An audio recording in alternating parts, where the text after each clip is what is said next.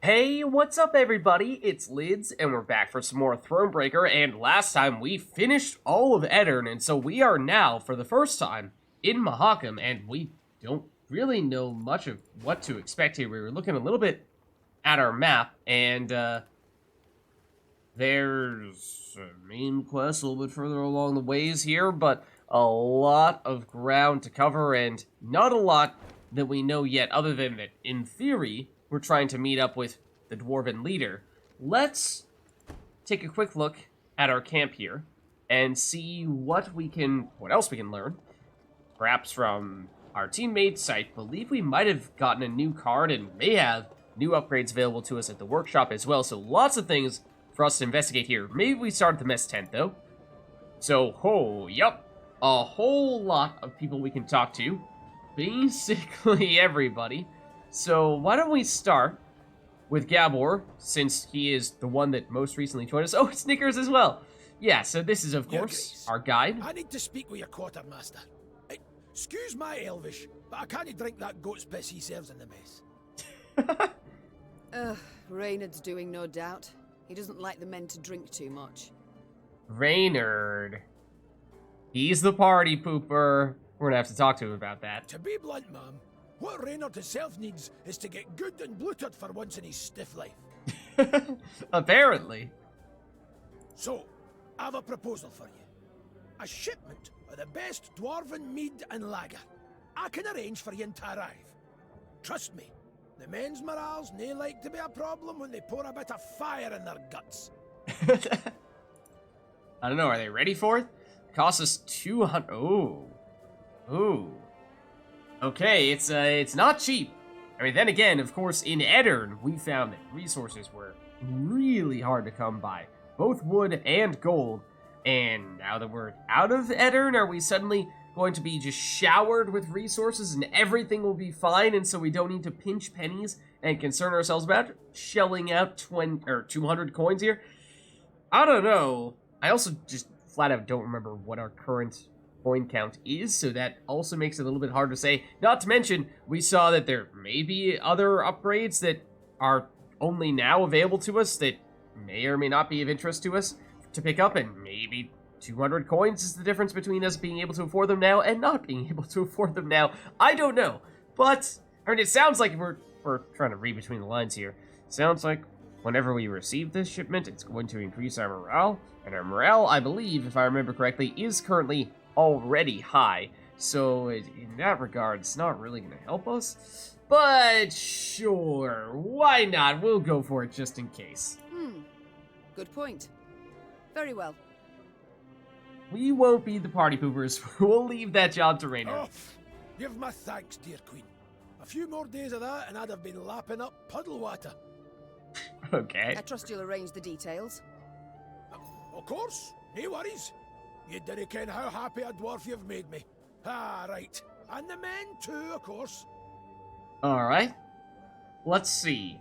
So that was, I suppose, one of the bigger things, but other than that, we can learn more about the Zigrin clan, because he's Gabor of Zigrin, or learn more about the Elder and Chief Bruver, who we heard brief mention of.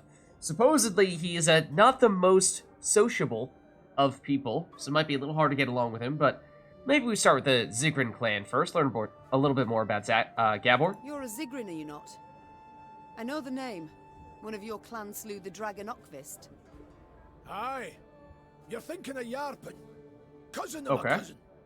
Left Mahakam when I was but a wee snot. Is Yarpen? Trying to remember. I know his multiplayer card in Gwent, yes, but I met a lot of the dwarves in The Witcher 2. I'm trying to remember which ones. That was a while ago at this point. I'm trying to remember which ones we encountered and which ones I just recognized from Gwent multiplayer and nothing else. Decent enough dwarf, but never could conform to our basic tenets and laws. Though, admittedly, we've so damn many it's hard to keep them from leaking out your ears. Really? That surprises me a little bit that the dwarves are, they have a whole bunch of laws in place and they are supposed to follow those very strictly and by the book. I would have thought that they'd have perhaps been a little more laissez-faire, but who knows? We, of course, are only just starting to see what it's like here in Mahakam. Is it that bad? I'll put it this way. Among human folk, you can't steal, brawl, murder. All the basics. In Mahakam, we've got laws about how to braid our beards. Okay. I guess I can see that. But I'm no one to complain. The Zilgrins are well-to-do, one of the richer clans. Got more than enough goods to suit our needs. Though, we've got some bads as well. Okay, so what you're saying is maybe we didn't have to pay 200 coins to give us a shipment to Vale? What do you mean? Bah! Nae worth your time.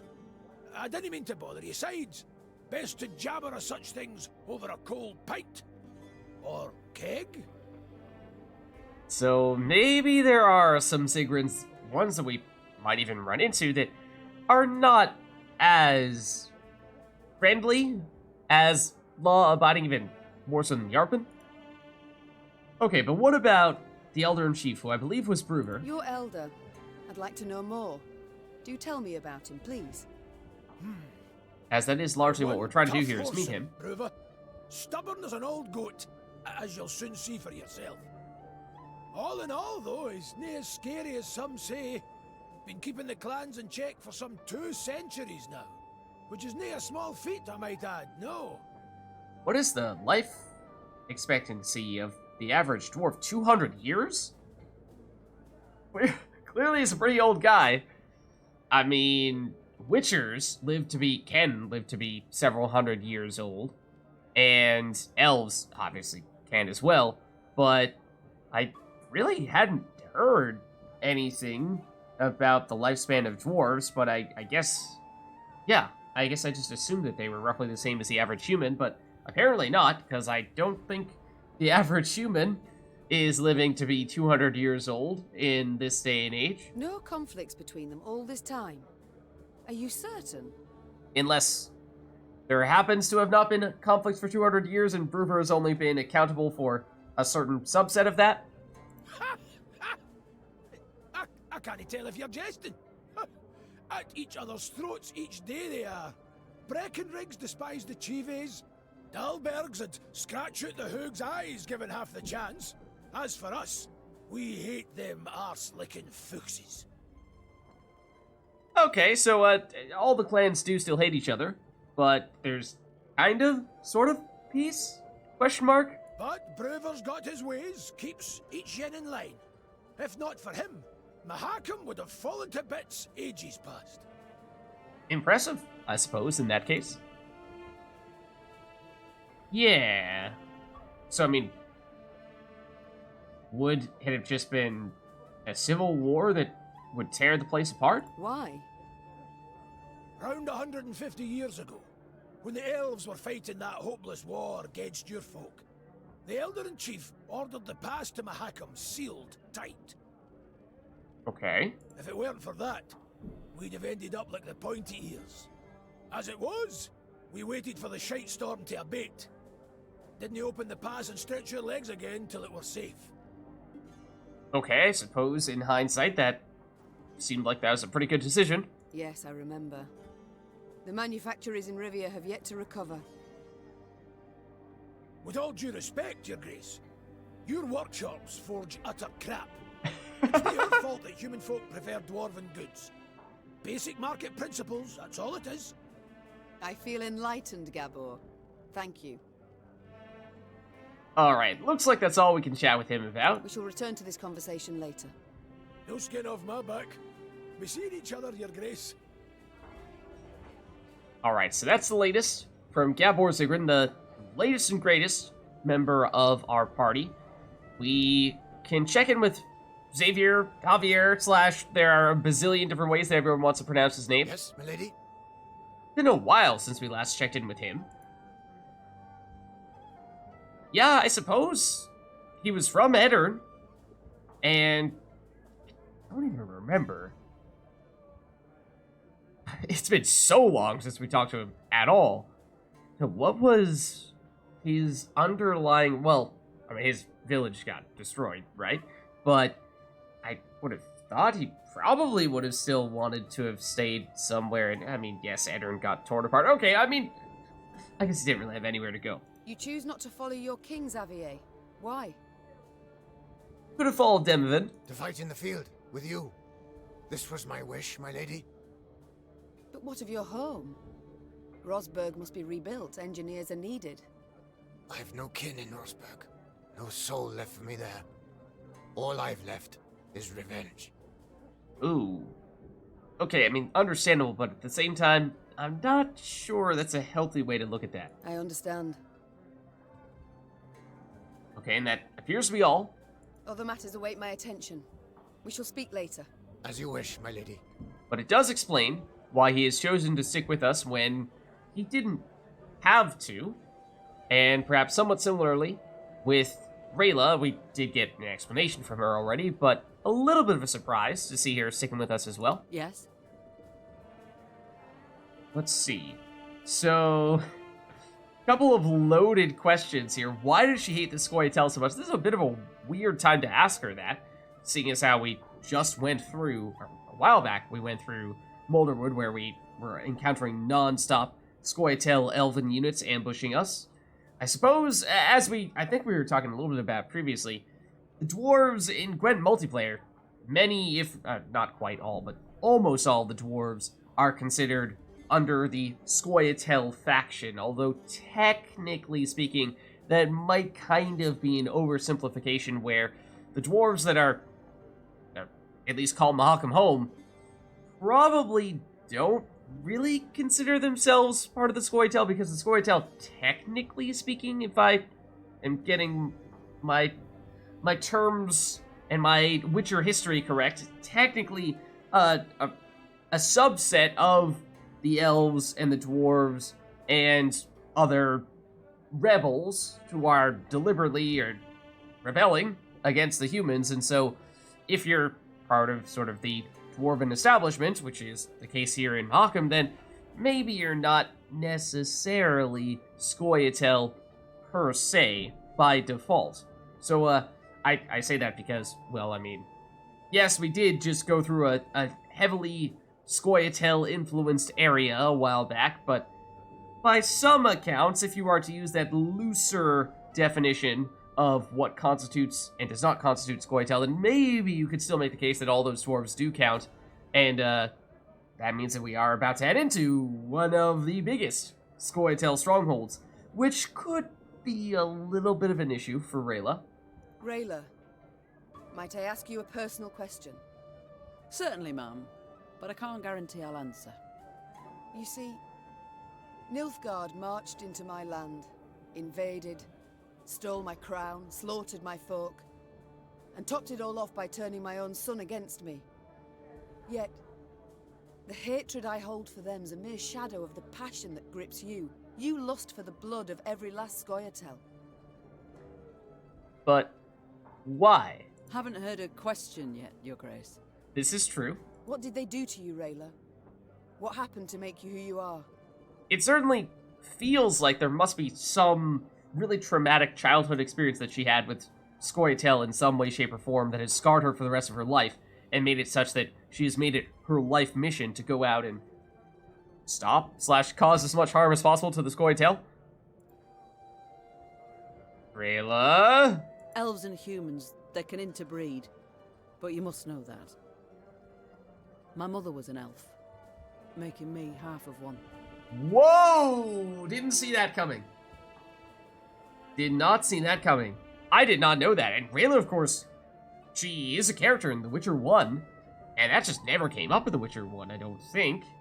And didn't know that here in Thronebreaker either. We lived in a hamlet, and all around us knew. The other children would bully me, beat me, spit in my face. No why. Because they feared the Scoia'tael. But powerless, fully aware they could not defend themselves, they took their fear and shame out on me. Okay. So then, as sort of a self-defense mechanism, you turn that around into aggression toward the Scoia'tael, and maybe that was your way of fitting in, was by saying, hey guys, I hate the Scoia'tael too, right? Ha ha ha, except you took it, and dialed that meter all the way up to 11. The Scoia'tael sow hatred and terror between the races, And that will not change. It will not disappear, as long as their bloody rebellion continues. Okay, so just the mere fact that the Scoia'tael stand for, again, as we were talking about with, I guess it was beginning of this conversation with Rayla, how technically it's not just any old elves, dwarves, it's specifically the way in which a subset of the elves, dwarves, and potentially other species as well have rebelled against the humans, and in doing so, caused this conflict, and if not for that conflict, then perhaps Rayla would not have had that kind of traumatic experience in the first place. So, I guess I can kind of see it. It still feels like that's perhaps a little bit of a strange way of dealing with that pressure, where I would have expected a little more explanation to connect those dots as to how Rayla chose to go in the direction that she chose to go in, which is, of course, become a soldier and kill and slaughter as many Scoia'tael as possible in order to kind of put herself at ease. And I mean, that's still such an odd place to be in, where technically, and by some accounts, you could make the case that she is murdering, no, not murdering, but killing her brethren in some way, shape, or form. I mean, fighting elves, fighting humans. She's half elf, she's half human. Wow. Yeah, just didn't see that coming. Demoven's reason for so fiercely defending Aldersburg, I must say it caught me quite by surprise. I was surprised as well. Not me. Okay, Rayla was not. King went to that brothel every time he stopped at Aldersburg, which was oft. He made sure of that. I told him he'd sting a girl with his serpent one day, but he wouldn't listen. Oh, that's quite the metaphor. My, I see Demoven couldn't keep anything secret from you. Didn't have a choice, really. When Edern was not at war, I served as his bodyguard, followed him everywhere, and saw everything. Yeah, I was actually kind of curious. I was just thinking what Rayla's position technically is. Obviously, she's a soldier, yes, but we never really hear her title, or have we? It seems as though she is very highly ranked in the military, seeing as how she's has pretty direct coordination with Demoven, and so I suppose if she were his personal bodyguard, then that does explain a fair bit, but even then, you know, you could have a bodyguard that doesn't really get themselves involved in any way, shape, or form in the higher level military strategy that it seems Rayla was involved in, at least to a certain extent, with Demoven. And so that would suggest that, no, she's more than just a bodyguard. She's, in many ways, what feels like a chief military advisor. So still not quite all the answers that I've been looking for in that regard. My king enjoys life, enjoys pleasures, and indulges often. But none of this has hindered his ability to govern the realm bloody well. Okay, so she's... Hold on. Back off here. Back off here, Meve. Demoven is a perfectly fine ruler, thank you very much. And the fact that, you know, he may have visited a certain location, a certain high number of times, doesn't take away from his capabilities. I must go. We'll speak later. But that's the last from Rayla. Now, I mean, still even more. Gascon, Reynard, even Isbel. Hey ho, how's my favorite queen in the north? And, again, kind of like Xavier, you could make the case that Gascon technically does not really need to stay with us much longer. In fact, his ties to us are, you know, they're not the strongest, despite him having helped free us. Forget, what? Did we promise Gascon something in return for him having freed us? Do we owe him something? Is that why he's still, like... Gascon, like, I appreciate the assistance, but at the same time... What's his rationale? It's been so long, I don't even remember. How are you getting along with Reynard? Now, there has certainly been a bit of tension between those two. You and Reynard, do you get along? Because they do seem to have quite different methods for their madness. Now, for their military strategy, mostly. Like a cat and a hound. Get it? Yeah. Because they call me... Yeah, I got it. Yes, your jests are easily understood. Far more difficult to enjoy. Ooh, ouch. That's probably true, in your royal high and mightiness's case. A little bit of a backhanded jab as well. Will you answer my question? We get along because we must. Though it'd be far easier if he pulled the lance from his arse. He can be a little stuck up. Haven't heard a truer word in a long while. Oh, and even Meve admits it. What was that? Nothing. Meve. Oh, Meve. It's You time heard I nothing. attended to other matters. Farewell. You heard nothing. Speaking of Raynor, Yes, Your Grace?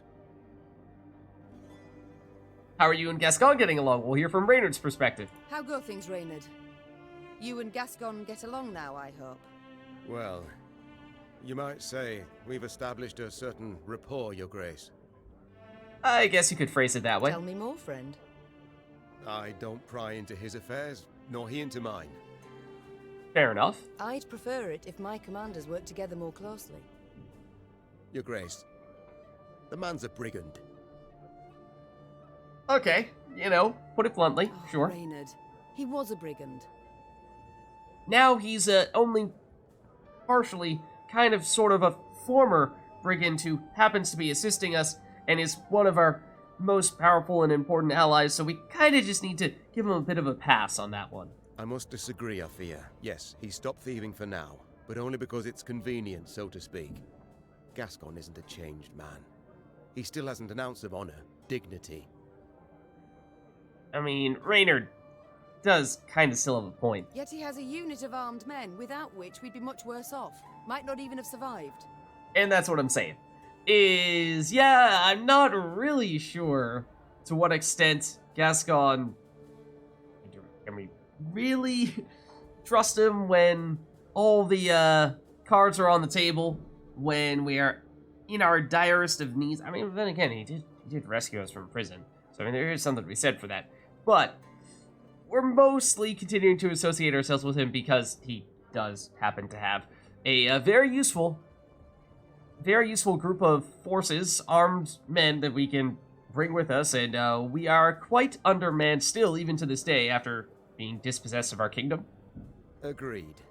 The Strays are excellent fighters. I'd be the first to admit it. I only fear they might turn on us. Leap at our throats when we least expect it. Yeah, there's always that opportunity for Gascon to say, surprise, and stab us in the back when we least expect it, and that would, that hurt. That hurt a lot. Because that already happened to us once. That's the reason why we're in this situation to begin with, and had that happen to us twice, and there's only so many of those situations one person can bounce back from. That's the last from I Raynor. attended to other matters. Then lastly, we have Isbel. Or do we? Isbel? Apologies. Thoughts consume me sometimes. Is there something you need? Since we left Edirn, you've seemed unsettled. Is all in order? Oh, I did not know this, but apparently this is so. I've seen many wars in my time. All ugly, all repulsive. But what the Imperials did at Aldersburg was... it was unforgivable. You're not wrong. Nilfgaard. That's what it does, Isbel. They seek here to repeat the rape of Sintra, the slaughter there. Yes, I saw that. I was there. And at Sodden. We don't know a lot about Isbel's past. She's been very quiet, very cryptic, very secretive. And so I get the sense she is quite old and has experienced a whole lot of stuff. Important historical events. She may have been present and perhaps taken part in many of them, and those are some big battles she's mentioning there. Then you know of what they're capable. After Sodden, I took an oath never to take part in another war. Such suffering, such hatred, senseless, all those deaths. Senseless deaths.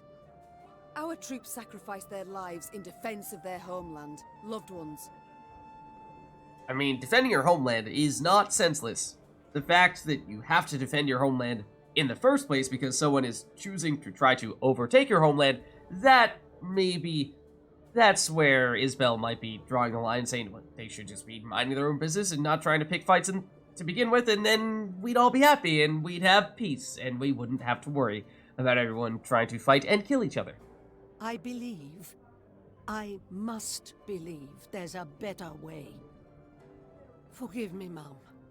I must gather my thoughts. Never mind about me, though. I shall perform my duties to my utmost, as ever, as always. All right. Oh, it's a little bit more, though. To what extent have you been talking with the soldiers, and what have you been discussing with them? You speak with my soldiers a good deal. Said so yourself. I'd like to know what about. Corporal Larkin, Mom. Do you know him? No. Captain Oisin, perhaps? Nope. Or Lieutenant Tegan? Nope. Of course I know them. I mean, of course we my do. best. They've served me loyally for years. Naturally. You know them. But did you know that in fleeing Lyria, the corporal left behind a newborn daughter? His wife was in confinement when you gave the order to march. The corporal could not go to see them. Ooh. That's very tough, and in some ways that's kind of similar to what was happening with Demavend, right? And true, the captain has no wife, no child. But he's not seen his brother in 5 years. Never once been granted leave. Your General Odo's orders always taking precedence. Allow me to guess. You shall now tell me Tegan abandoned his sick mother to follow me. Probably. No, Mom. Count Or something Cornwell's equally men bad. murdered the lieutenant's kin. Retaliation for his joining your rebellion. He learned of this just recently. Yeah. Enough. You've made your point. Yet even were I to order them to return, they wouldn't listen. They know they've got nothing to go home to while Nilfgaard occupies our land. Also true. Okay. Duty calls. I must go. That's the last of our stuffs with Isbell, and Of course. Should you need me, I'll be here. that is the last of all the conversations here in the tent. Lots of things to catch up on, but I suppose that makes sense given how we're in an entirely new area. Let's take a look, though, at the command tent, because I do believe we have acquired a new card. Namely, it is Gabor Zigrin, who, of course, just recently joined the group. Let's see. So, on deploy, spawn and play Gabor Left Hook or Gabor Bottomless Pockets. What? If we go Left Hook, damage unit by 10. That's a lot. If it was destroyed, deal any remaining damage to another unit. Ooh. Okay, I assume that can't continue to repeat. Like, at most, are you still hitting just 10? Or at most, are you just hitting 2 units? Or theoretically, could you, if you say damage a 1 power unit and have 9 extra points of damage, can you then damage another 1 power unit and with your 8 points of damage another unit, and then just keep on chaining and chaining and chaining until you eventually run out of damage?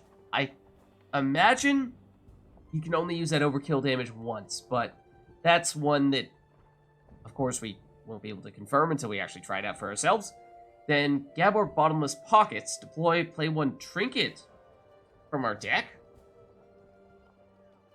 That's a weird one, because usually trinkets by default start in our hand. Now, there may theoretically be some times in which we decide it's in our interest to mulligan one of those trinkets back into our deck at the beginning of a round, and then we can use Gabor to play it out from our deck.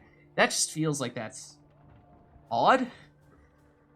Because if we don't like a trinket and we want to put it back into our deck, presumably that's because we don't think it suits the situation we currently find ourselves in. And so, I mean, sure, the situation might change over time, but it still feels like, you know, if we have a trinket that we don't like, then playing Gabor to play a trinket that we don't like is still not going to be all that helpful. At least, oftentimes, it's not going to be all that helpful. So, it's a bit of an odd one. I imagine Left Hook might be what we're looking for there more often than not, unless we end up upgrading our setup here so that we can get even more trinkets in our starting hand to the point where we have so many that we say, you know what, maybe this is a little bit too much, and we are almost required or absolutely need to put one back to our deck, otherwise we're just not going to have any units on the board at all. But I don't know. Well, I suppose we should at least... Oh, that's not where I meant to go. We should at least see if we can squeeze them in here. We do still have a lot of recruit cap points remaining here. How much did he cost? He cost 15, I thought, right? And he's the only new card? Yeah, he's the only new card.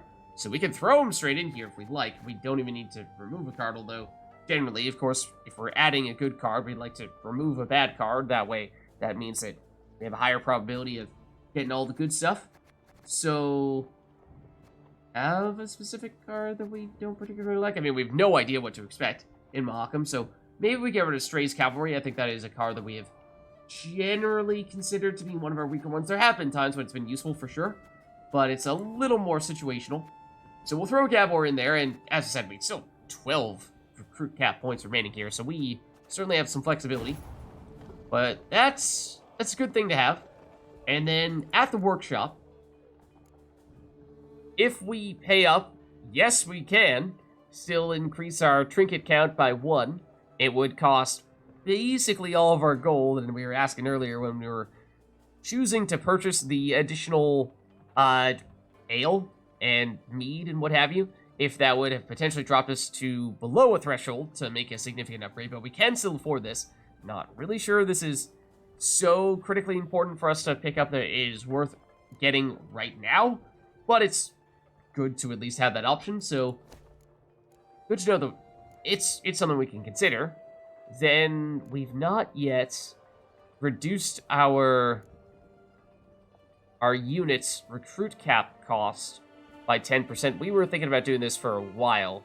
It's similar to just increasing our recruit cap, although after doing the math, we determined that it was a little less efficient.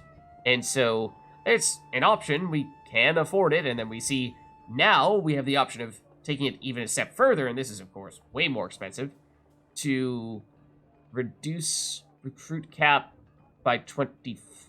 Is that an incremental 15?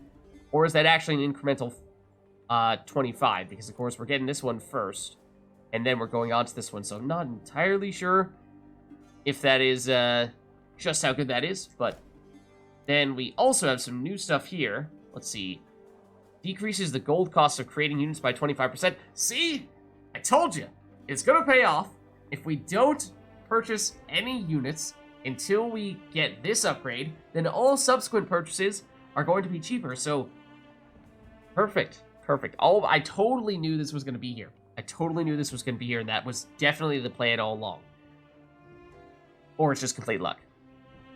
Other than that, each unit gains 1 armor at the start of battle. That's interesting. I did not expect to see anything like that. But it does increase the effectiveness of our cards, yes, but in a different way that we've not yet seen from the workshop. So that's an intriguing option. It's primarily wood, much more so than gold that we have to use to make that purchase. So it's also potentially something that could make it a little bit easier to purchase this. If gold is usually the bottleneck more so than wood, but I mean, we'll see. There's a chance that in Mahakam there's way more gold than wood, or maybe vice versa. We'll just have to find out. And then gain 2 armor later on. I imagine that this is not in addition to the 1 armor, or rather that this does not stack. I imagine it just goes from 1 armor to 2 armor, not 1 plus 2 into 3 armor once you get this. Then down this route, increase recruit cap to 300. It is exorbitantly expensive at 10,000 gold.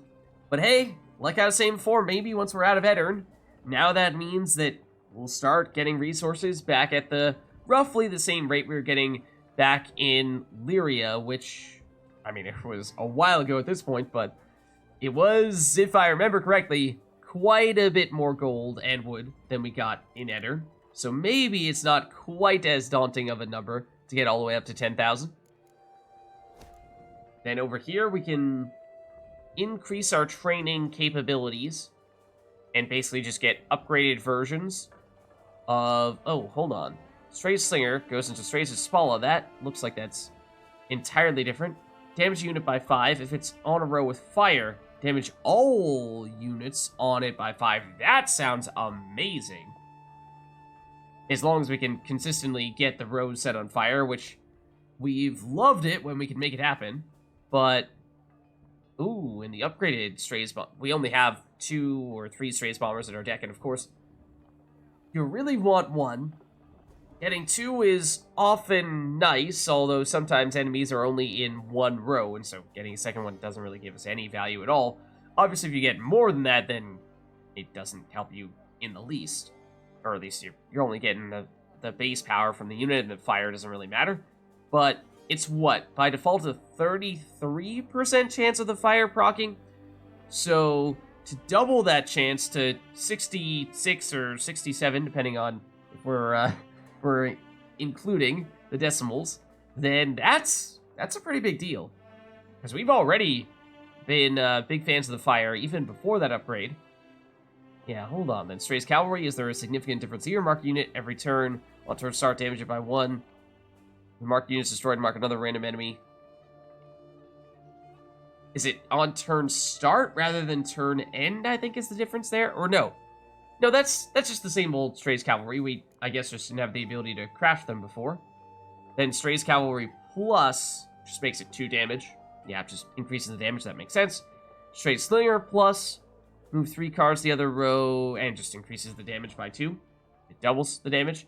So yeah, that makes sense. Then, on the other side of things, for Reynard stuffs, the Rivian Pikeman summon all copies of this unit. I thought that was what the base Rivian Pikeman did, was it not? I don't know, it's been so long since we even looked at this card, because I was kind of saying it was not great very early on, unless you get a whole bunch of them, because then you get a ton of thinning, and you obviously get more points from it. Let's see, obviously, this first round, we had access to a while ago, a very long time ago, but we just never chose to pursue it. Damage unit by 2, if it was destroyed, repeat this ability. We saw that in a puzzle or 2, I think, yeah. We've seen it in a puzzle, I think. Lyria and Rivia, I think we've seen that as well. And, again, a puzzle. Give 1 charge to the card on the right. For Rayla, in particular, that could be amazing, or Xavier to then proceed to give a charge to Rayla. Or even work on Isabel, kinda, sorta, as long as units have gotten damaged since the last time we used her order ability. And the upgraded versions, Lyrian Lenschnecht, I have no idea how to pronounce that. Zeal, gain 1 charge. Damage an enemy and all enemies with the same power by 1, kind of like our leader ability. Just a significantly weaker version of our leader ability, but it's a little intriguing. Then Rivian Sapper plus is damage unit by 4, and then repeat the ability if it gets a death blow. And that's actually, I think that's a lot better, or a more significant upgrade than just about any of the pluses that we've seen thus far, because it's not just 2 additional damage, it's potentially a whole lot more than 2 additional damage if you can chain the destroying the units together. And of course, it is way easier to destroy units with 4 damage than it is to destroy units with 2 damage. So this, on several levels, is probably the most impressive of the upgraded versions of cards that we've seen. Give 1 charge to adjacent units with order on the Lyria and Rivia plus. So it's units on both sides rather than just 1 adjacent unit. So if we have, say, Rayla and Xavier next to each other, put this in between them, give charges to both of them, then that means 1 charge directly to Rayla, use Xavier to give another charge to Rayla, so Rayla on net gets 2 additional charges. She's generally the card that we've been using all of our charge-giving abilities to, because we have, for the most part, gotten rid of just about all of our other ones. Then lastly here, we have Trading Post. Enables you to trade gold, for wood of recruits, as well as wood for gold. It's relatively inexpensive, but it's a way to help balance our resources if we find ourselves with a whole bunch more of one type of resource, more than we really need, and very much in need of a different type of resource. So obviously, I imagine we're paying a bit to just have that option available to us. So it's not a huge cost, but we're missing out a little bit on other things. There's a bit of an opportunity cost in that sense. And I imagine there's some kind of exchange rate here where it's not a perfect, swap 1 gold for 1 wood or vice versa. I mean, at the very beginning of the game, we were wondering what is technically the preferred exchange, or the proper exchange rate between gold, wood, and recruits. Obviously, we've gotten way more gold and way more wood than we have recruits. So, if 1 gold equals 1 recruit, then we could just get a ridiculous number of recruits and never have to worry about recruits for the rest of the game. So that's obviously not going to be the case. It's definitely not a 1-to-1 exchange. But there is still a fair exchange number. Like, is it basically 10 gold equals 1 recruit? Maybe it's roughly around that number would be the fair exchange rate, but is it marked up a little bit? Are we getting a little bit of a penalty by making that exchange above and beyond the just upfront 500 gold and 50 wood that we pay in order to make this available to us? So we'll have to see. I think this is one of those ones where, it's not, it provides no value until we desperately need it, and then if/when we do desperately need it is when we'll consider purchasing it. But don't think it's one that we really need to approach proactively. Then over here, we still have the movement speed. Don't really care about that. But the new stuff is, let's see, a Wagenberg plus damage all units in a row by this unit's armor amount. Then lose all armor. Gain 1 armor whenever a card appears in this roll. Hold on. How does that differ from the existing Wagenberg?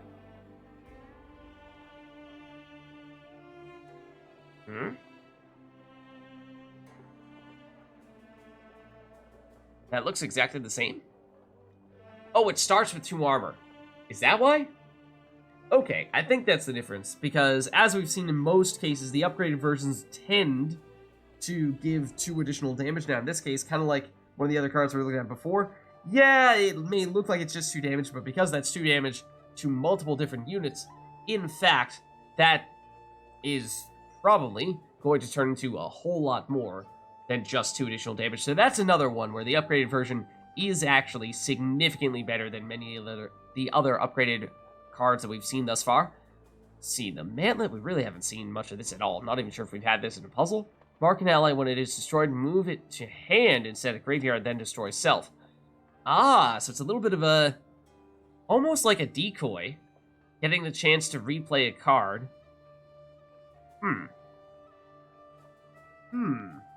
That could be useful if we had some really big... Oh, it does have restraint. Okay, I was going to say. We had some really big cards, like some... like a Rayla, like a Xavier, like a Reynard, Gascon, so on and so forth. All of our heroes. But, no, we can't target our heroes. So, in that case, okay, it's not nearly as strong as if that was possible. Obviously, it'd be really strong if that was possible. But there's still probably some use cases for it, but it does feel like that's a little bit niche. Airtu's Adept plus immune, so it can't get targeted by enemy abilities, or our own for that matter. Choose a bronze ally in your hand or on the battlefield and add 2 copies of it to your deck. Then boost all copies of the unit in your hand, deck, and on the battlefield by 2. This would be the perfect card to go along with the... Is it Rivian? Not Sappers. Rivian Pikemen. The Pikemen, because you just load up your deck with a whole bunch of these, and you can add more of them, and you can boost them using that card that we were just looking at. There it is, the Airtu's Adept. Or Airtu's Adept Plus. So this was just add 2 copies of it. This is add 2 copies and boost all of them by 2. So again, it does at first perhaps appear as though this is just 2 incremental points by upgrading this card, but no, that is definitely not the case. As long as you are loading up on a bunch of whatever type of unit this is, actually, even if you don't load up on them, because you're adding 2 copies by default, that means that you are at least getting +2 on 3 different units. That's the worst case scenario, making this 6 additional points. And if you do, load up on a whole bunch of Rivian pikemen or whatever other unit you choose to use, then it could be worth a whole lot more than that. Again, the pikemen just make sense because it makes sense to load up on a bunch of them. You play one of them, the rest of them get summoned out. You can boost them up and add more of them to your deck while they're still hanging out in your deck. Then, you know, it gives you a relatively safe way to get boosts, and your opponent doesn't have many ways to interfere with that until finally you play them and you just summon them all out from your deck, and it gives you a big point slam. So that's kind of intriguing. Did we have this workshop down here before? Not sure that we did. Yeah, I definitely don't think we did. So, let's see. These are all of our traps or siege engines, it seems. So, Rivian Onager. Zeal, damage enemy by 3. 2 charges. So 6 damage as soon as you play it. That is a lot of damage that's useful for removal, for sure. Whenever an ally is destroyed, gain 1 charge. Wow. That's a ton of damage. I have to imagine this is a pretty expensive card in terms of recruit cap. I mean, it's not quite capable of hitting as many cards as, say, something like a Wagenburg would be, but Wagenburg requires more setup than the Rivian Onager does. Then Crushing Trap Plus, I don't remember the original one because we looked at it once or twice and then pretty much ignored it from there on out. Damage all units on this row by 2 whenever a unit appears on this row, damage it by 2, and we played on the opponent's on the board. So this time, set the power of each unit in a row to the average of the... Wait. Oh, I'm looking at the wrong one. Pitfall Trap Plus. Okay, we're going slightly different order here. All the way to the right. Damage all units in the row by 3. Whenever a unit appears in this row, damage it by 3. So, yeah, I mean, in this case, rather than being 2 additional points, it's 1 additional point, but again, it's per card, rather than just being a single instance of +2, or in this case, +1 points. As long as there are a lot of units in that row, it can be a whole lot more than +2. So again, this is another one where the upgraded version does seem to be significantly better than the original version. Then Crushing Trap, okay, again, to sort of go back and forth a little bit here, but where do we have the original version? Here. Oh, we actually can make that already. Set the power of each unit on this row to the average of all units' power, then destroy self. This sets the power, and then if the average is 3 or below, destroy all units on the row, including self. Wow! Okay, so if our opponent has a bunch of weak units, which obviously you would say, well, then they're not much of a threat if they're weak. Well, maybe not. It might just be that they're cards that start out weak, but become quite threatening over time. If you play this quickly, then you can take them all out, and again, it might be a little bit tough to make that trigger, since there are some situations in which it's just almost never, if not just completely impossible, for that to happen. But when it works, I'm sure that'll be amazing. Okay, so that's all the workshop stuff. Then we have the Alchemist Laboratory. We know the Infiltrators well. The Foragers, don't remember them so well, though. We theoretically already have the ability to create them. Destroy the unit to the right and boost self by its power. If it's an artifact, boost self by the current power, or by the Forager's current power instead. Can't do it on bosses. Whereas in this case, destroy 2 cards to the right. If they were units, boost self by the combined power. If either was an artifact, boost self by current power instead. That one's a little hard to tell. I mean, technically that goes with what, the War Wagon that I think we had once upon a time?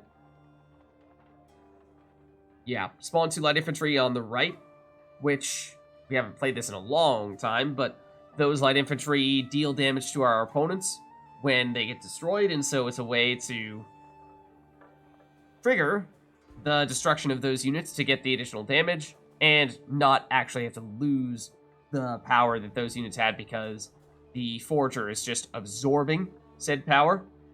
But I'm not really sure that's a combo that we're looking to lean into all that much here. Then the Alchemist, set the unit's power equal to, well, yeah, obviously we know that. Upgraded versions, new cards, Horse Thief.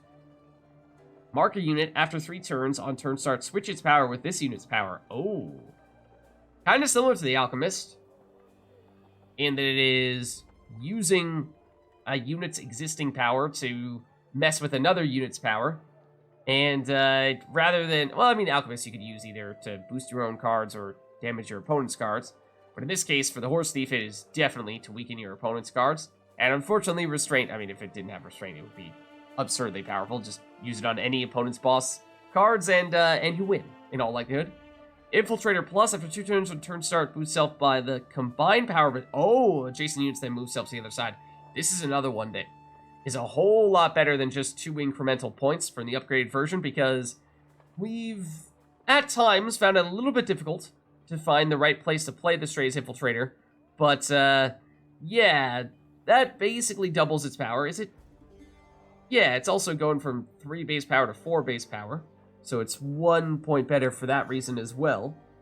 So that looks a little bit intriguing. Then Alchemist, 7 units power equal to the unit to its left. The Alchemist Plus, is it just higher base power? It's 4 higher base power. So yeah, this is a good example of a card where that's not very inspiring on the upgraded version. Yeah, I mean, it's 4 more points, which is something, but as we've said on a few occasions here, some of the upgraded cards are capable of nearly doubling, if not more than doubling, their effectiveness with that upgraded version. So, obviously we haven't crafted any new cards yet, so, you know, we'll see if/when we plan on breaking some of that stuff out, but those are at least new options that are available to us, and some of these things we do have the resources to afford if we feel like we need them, but seeing as how we just went into Mahakam now and we have no idea what is expected of us here, hard to know what we may or may not want or need here. But let's at least take a little moment here to look around a bit, because I do remember in Eddern there was a sneaky hidden chest back here in the area where we came in. It's like they expected us not to check back here. Well, you won't fool me once. Shame on me, but fool me twice. It's just not gonna happen. It's just not gonna happen. That being said, there's nothing over there. A hearty Mahakam welcome to you. What an honor! Even the Huh? arbalists salute us with cocked quarrels. Oh, that well. An ounce of prevention saves a slag heap of trouble. Great. Just great. Okay. So, was wondering what kind of opponents we might find ourselves running into here in Mahakam, because, of course, in Eddern, naturally there were the Nilfgaardians who were attacking it, but we also ran into quite a few Scoia'tael and, naturally, some monsters as well, but at least at the moment, it appears as though these dwarves are kind of, sort of, our allies, and it does not yet appear as though Nilfgaard has shown up here, so who knows? Are things going to be a little rockier with the dwarves? Perhaps? Or maybe the Nilfgaardians will make an appearance just in time to mess with our plans as well. But either way, I think this is a good place for us to wrap up here. So thank you all for watching. I hope you enjoyed the video, and I'll catch you next time.